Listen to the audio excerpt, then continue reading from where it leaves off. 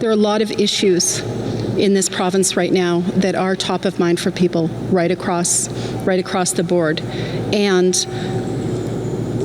there are also a lot of people who want to see the official opposition acknowledge that while it may be a small group, there is a small group in this province right now, and we heard this in Justice McGaw's comments,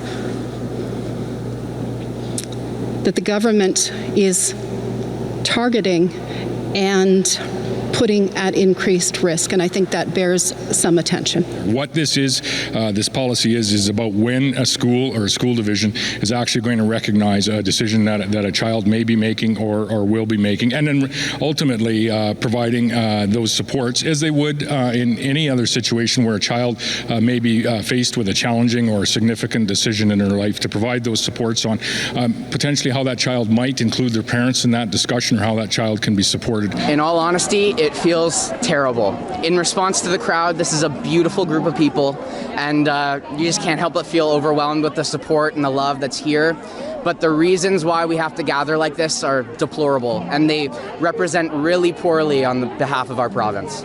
You know, if my parents hadn't have been supportive, I would have had my school to fall back on before this legislation. So to imagine my, trans brothers and sisters going through that without that cushion it's a nightmare, to be honest. It makes me feel so infuriated, and I have close people in my life who don't have supportive families like I do, and they are suffering right now. I think he feels a little bit sad sometimes that he's a part of a people who struggle so much with acceptance, because although it's been very difficult for us as parents, we did make that choice, and we made that choice early on to accept Memphis. So he's seen, and we know of, a lot of people who have really struggled through that process.